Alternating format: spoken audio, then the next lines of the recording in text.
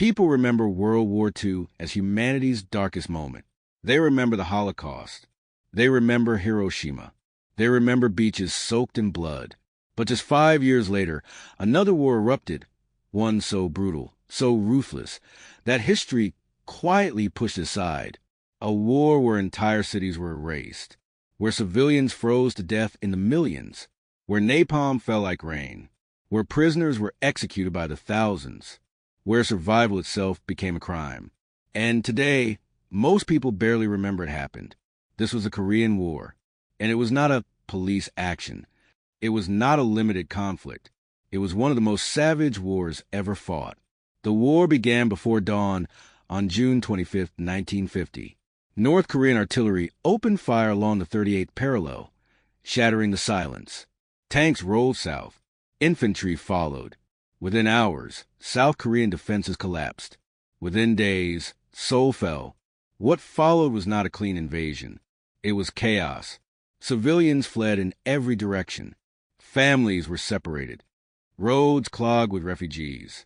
Anyone suspected of loyalty to the wrong side was dragged away and shot. And this was only the beginning. The Korean peninsula had already been broken before the war started.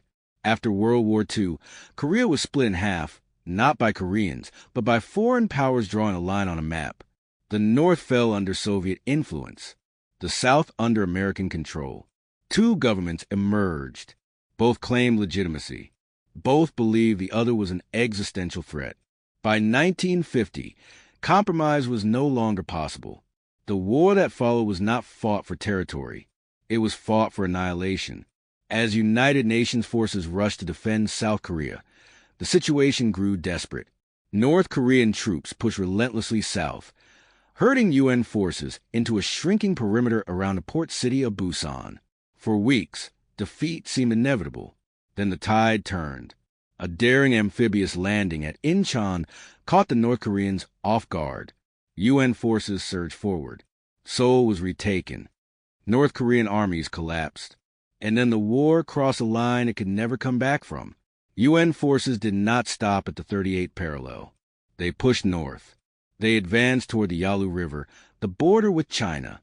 That decision would unleash one of the most brutal chapters in modern warfare. China entered the war in silence. Hundreds of thousands of Chinese soldiers crossed into North Korea under cover of darkness. They moved without radios, without lights, without vehicles. They attacked at night. They used bugles, whistles, and horns to terrify their enemies before overwhelming them in human waves. American soldiers woke to screaming, to gunfire at arm's length, to bodies rushing through the dark. Entire units were wiped out before sunrise. The front collapsed again. What followed was a war without mercy. Cities became targets. By the end of the war, every major city in North Korea had been destroyed, often multiple times. Pyongyang was reduced to rubble. Bridges, dams, factories, and villages were systematically erased. Napalm became routine, not a last resort, not a rare weapon. Routine. Villages burned in seconds. Firestorms consumed people alive. Survivors described skin melting, lungs burning, rivers boiling with heat. American pilots later admitted there were no cities left to bomb, only ruins. And the brutality was not limited to the air. On the ground, fear ruled everything.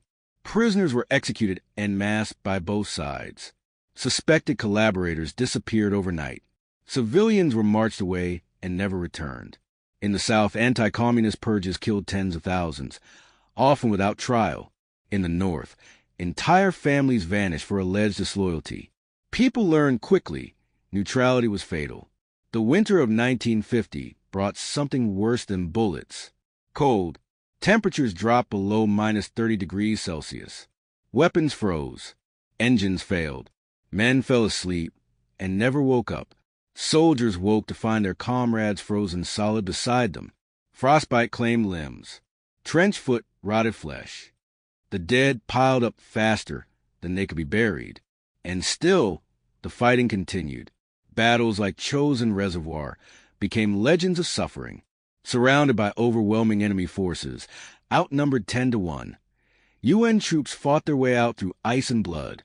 They did not win. They survived. By 1951, the war settled into a nightmare stalemate. The front barely moved, but the killing never stopped.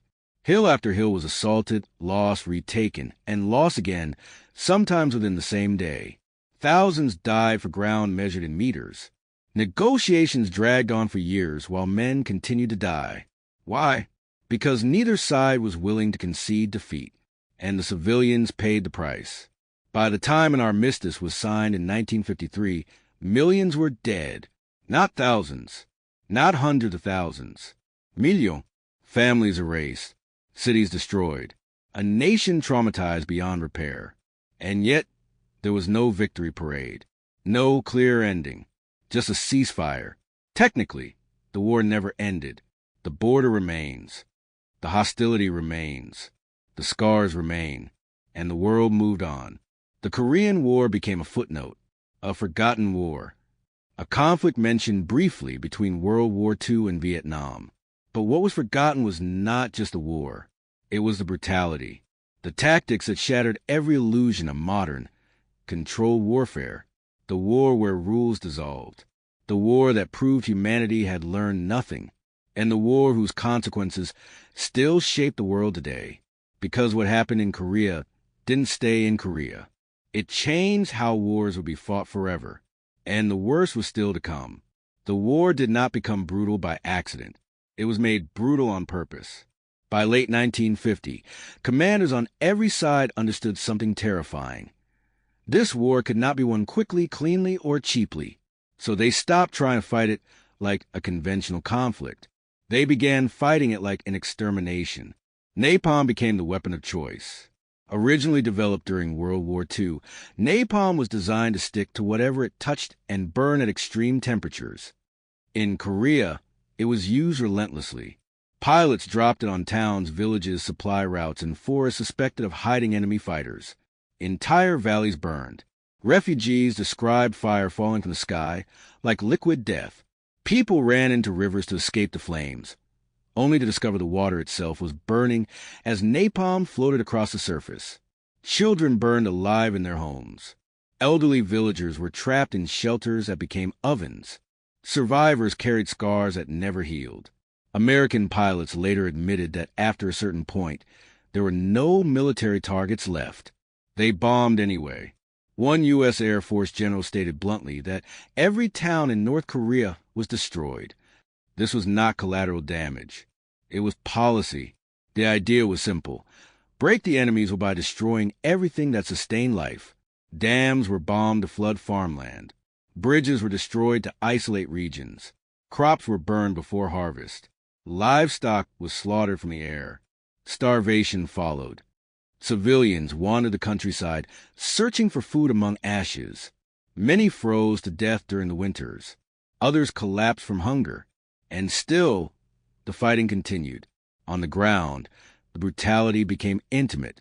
Prisoners of war were no longer treated as future bargaining chips. They were treated as liabilities. Both sides executed captives when resources ran short. Marches to prison camps became death sentences. Anyone who couldn't keep up was shot. In the South, suspected communist sympathizers were rounded up by the thousands. Many were civilians, teachers, farmers, teenagers. They were lined up, hands tied, shot beside mass graves. Entire villages were wiped out for suspected loyalty to the North. In the North, similar purges unfolded. Families disappeared overnight. Children were taken and never returned. Fear became the dominant weapon. No one was safe. Not soldiers, not civilians, not even children. Psychological warfare intensified. Loudspeakers blasted propaganda across frozen valleys at night. Leaflets promised mercy or annihilation. Prisoners were forced to shout surrender appeals toward enemy lines. Sometimes it worked. More often, it triggered massacres. Soldiers learned to distrust everything. A civilian approaching the lines might be a refugee or a scout. A crying child might be a distraction. A village might be empty or waiting. Triggered discipline eroded. Massacres happened not because men were evil, but because fear ruled faster than reason. One of the darkest truths of the Korean War was this: Once brutality became normalized, restraint felt dangerous. And then there were the prisoners who survived. POW camps became experiments in endurance and ideology. In North Korean and Chinese camps, starvation was constant. Prisoners were subjected to re-education. Endless lectures, forced confessions, psychological pressure designed to break identity. Some cracked, some collaborated, some died quietly in the night. In UN camps, conditions were better, but not humane by modern standards. Riots broke out. Guards fired into crowds. Prisoners were killed trying to escape or simply maintain dignity. No side emerged clean. The Korean War stripped away the illusion that moral clarity survived modern conflict. Even heroism was poisoned by context. Soldiers who fought bravely did so, while villages burned behind them. Victories were measured in body counts rather than objectives. Hills were named after numbers because no one could be bothered to remember what they were before the war erased them. Hill 937, Hill 266, Hill 38, each one soaked in blood. The stalemate worsened everything. By 1951, both sides knew the war would not be won militarily, but admitting that meant admitting failure. So the war continued. Negotiations dragged on while battles raged within sight of the negotiating tables. Men died while diplomats argued over words. Soldiers called it insanity. They were ordered to attack, knowing the ground would be abandoned weeks later. They watched friends die for positions that held no strategic value. But the killing served a purpose. Pressure, leverage, suffering as currency. Meanwhile, civilians were trapped between shifting front lines. Some fled south, only to be suspected by southern forces. Others stayed north, only to be punished by northern authorities. There was no correct choice. Families survived by silence. Children grew up among ruins, learning early that survival meant obedience, adaptability, and emotional numbness. By the time the armistice talks concluded in 1953, Korea was unrecognizable. The land was scorched, the population traumatized, the divisions hardened beyond repair. The war ended without peace. Just a line, a demilitarized zone filled with mines, barbed wire, and soldiers staring across a border they could never cross. The brutality had achieved nothing except permanence, and the world quietly accepted it. The Korean War faded into background history, overshadowed by Vietnam, eclipsed by World War II, ignored because it offered no clear narrative of good and evil. But the truth was darker. The Korean War was a warning. It showed what happens when ideology overrides humanity, when total war is applied to limited conflicts, when fear becomes strategy. And it shaped everything that followed. The tactics tested in Korea would reappear in later wars, refined, normalized, justified. Napalm would fall again. Civilian targeting would continue. Psychological warfare would become doctrine. Korea was not forgotten because it was small. It was forgotten because it was too honest. It revealed what modern war truly looks like when restraint collapses. And the people who lived through it carried that knowledge for the rest of their lives in silence, because remembering was painful and forgetting was easier. But forgetting came at a cost, because the war never truly ended, and the brutality never truly disappeared. When the guns finally fell silent in July 1953, there was no victory. There were no parades, no celebrations, no sense of closure. The Korean War did not end with a peace treaty, only an armistice. A temporary ceasefire that was never meant to be permanent, yet never replaced. Technically, the war never ended. The fighting stopped, but the hatred hardened. The border that cut Korea in half became one of the most heavily fortified lines on Earth. Minefields, barbed wire, watchtowers, soldiers staring at soldiers, frozen in a permanent standoff. A war paused in time, and then something strange happened. The world moved on. Politicians stopped talking about Korea. Newspapers stopped printing stories. Textbooks reduced the conflict to a few paragraphs, sandwiched between World War II and Vietnam. The brutality vanished from public memory. This wasn't accidental. The Korean War was uncomfortable. It didn't fit the narrative of moral clarity that the post-war world wanted. There were no clean heroes, no decisive victory, No obvious lesson that could be wrapped in triumph. Instead, there were burned cities, mass graves, and millions of civilians dead. Remembering Korea meant confronting uncomfortable truths. That modern warfare had become indiscriminate, that civilians were no longer collateral, they were targets, that ideology could justify annihilation, and so the war was quietly minimized. For the United States, Korea was officially labeled a police action, not even granted the dignity of being called a war. Veterans returned home to indifference. Many struggled for decades to have their service recognized. For China, the war was reframed as heroic resistance against imperialism, its staggering losses buried beneath propaganda. For North Korea, it became a myth of survival, used to justify permanent militarization and total control. For South Korea, it became a scar too painful to examine openly. Everyone remembered what was useful. Everyone forgot the rest. But the consequences of the war did not forget. The Korean War reshaped modern military doctrine in ways few people realize. It normalized the idea that civilian infrastructure was a legitimate target. It expanded the use of aerial bombing as a strategic tool, rather than a tactical one. It demonstrated the effectiveness and horror of psychological warfare. It taught future commanders that wars could be fought indefinitely without resolution. This lesson echoed through Vietnam, through the Middle East, through countless proxy conflicts where great powers tested weapons, tactics, and ideologies on smaller nations. Korea was the template, and the people who lived through it carried the cost.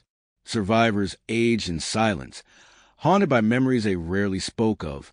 Veterans woke to nightmares of frozen hills and screaming nights. Civilians rebuilt lives on land soaked with blood, learning to survive amid division. Children grew up knowing only separation. Families were split forever by a border that could not be crossed. Brothers on one side, sisters on the other. Parents who never learned what happened to their children. Letters were never delivered. Questions were never answered. The brutality of the war did not end in 1953. It fossilized. North Korea became one of the most isolated, militarized societies in history, shaped by trauma, paranoia, and a belief that annihilation was always one step away.